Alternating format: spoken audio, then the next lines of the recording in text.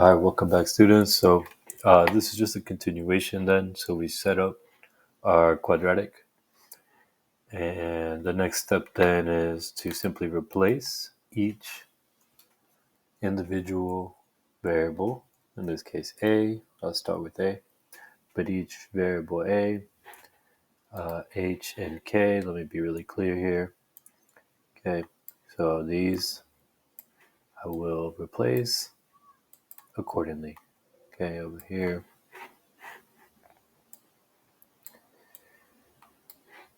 All right, so negative 0.37. Let me clear that up.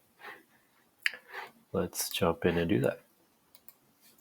Okay, so negative point. I could put the 0, but I don't need to. All right, probably next time I won't. As soon as I put that in, boom, I erase by clicking these X's here. That's how I get rid of those. Okay, so let's do the next one. H is negative 0.2. Like I said, I'm not going to add the 0 if I don't need to. Something to point out, it's okay. I know some of you may see or forget to add this negative here, maybe because there's already the minus. Remember, that's your value. H is negative 0.2, as you see there. Okay, so just a heads up on your negatives.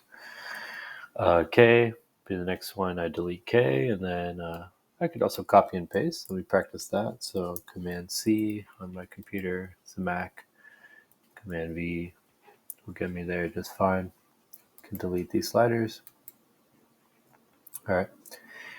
And then I just need to look back at my project slide. Oops, here we go. Okay, my project slide reads as follows.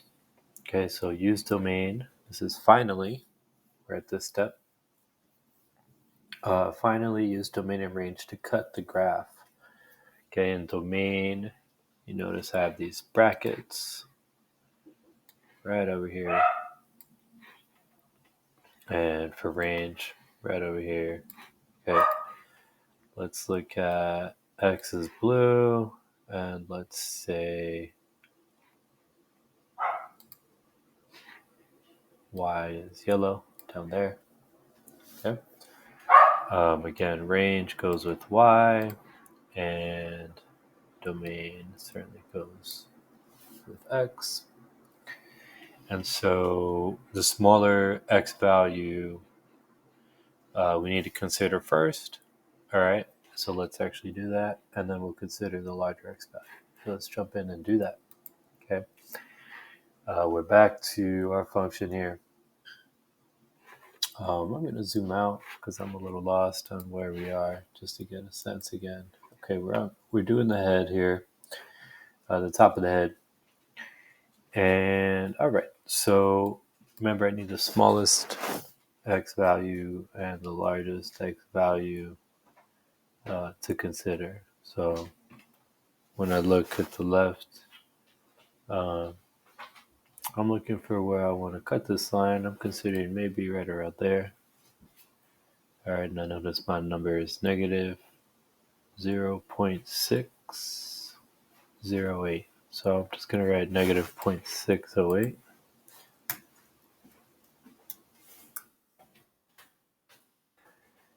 To keep that, I would write that on a whiteboard instead. So actually, maybe I'll do that. I'll cut this over here.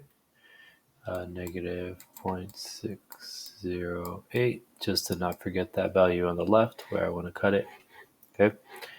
And then let's find out on the right. Let's see, maybe, and I'm looking over here because that's kind of where I see the line trail off. So let's see here. Maybe I want to cut right there. Let's keep it simple. Can I do it right at 1? I mean, the more round my numbers, the better. So let's go right just to 1. See what happens there at 1. Okay, I could cut there. Sure. I'll have another little piece to do later, but I can certainly start there. So on the right hand side for my largest x value, again, I'm using 1.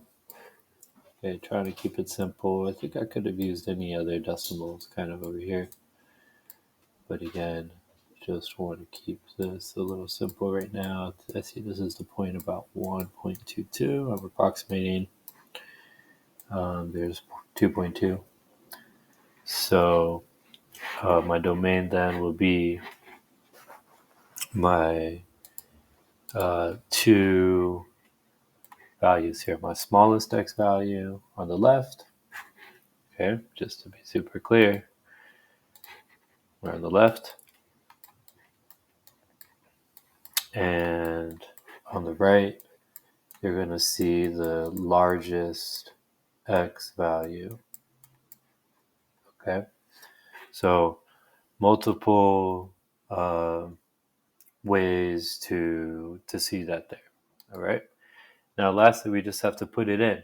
We just have to put it in. So here is again one last time. Here is our domain, and I'm just going to type that in. Smaller x value on the left, larger x value on the right. I strongly recommend that you use a whiteboard to record a lot of this information. I think it's a helpful way for you to do that. I'm doing it here on the screen, but I encourage you to do it either on a sheet of paper with pencil or on a whiteboard. That's my recommendation. So again, I think we were cutting to about, let me actually do this, negative 6.08.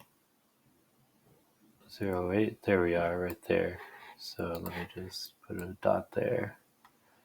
So to be super duper clear, all right, my domain that I want is from here, starting here, and going all the way there. All right, and cutting there, because these other sides I can make by using a separate function. Okay, now we'll go piece by piece to do this. So one last time here then, let's put those symbols in. I put my smallest value first, negative 0.608 is less than. Okay, you can find that a couple different spots. Let's actually look at that. So down here at the bottom left, I did that kind of fast. Let me put that out one more time. Here we have a keyboard, okay, on the bottom left. And if you click on it, then you get inequality symbols. Okay, so I'll do that one more time.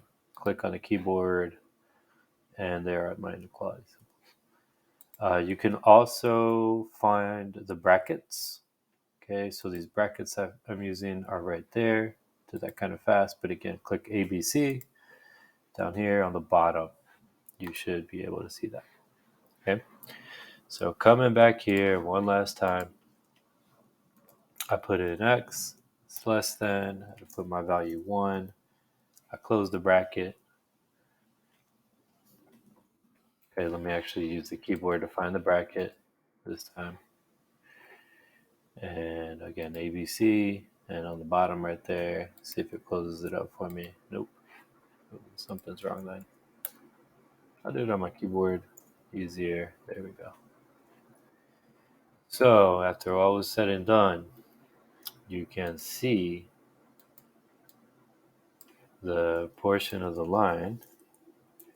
Here, by the way, if you drag and click, just to get you some features here, you can make the line thicker by making this number bigger. Let's make it a 10. Now you can really see what we've been working on. I can change it to black. Can make it really big, I think. Yeah, sure, why not? Okay, so let me zoom out over here a couple times. Now, honestly, I don't want it that big, right? At least not so wide. So I'll come back, click, hold, come back. I like to keep it on 2 right there. Okay, simple. One more thing, if you click here, the line will disappear. Let me get rid of all this stuff here, sorry. Let's clear the screen out the way. So there's my final product. Okay, the line that we just cut. Now, I know it's not exact over here, but it's no problem. Okay, right over here. It's not exact. I could have cut it over here maybe at a different function. That really becomes up to you. You're the artist. You're the mathematician. So in my example, I'll kind of end by showing my example, my finished product here. Just one moment.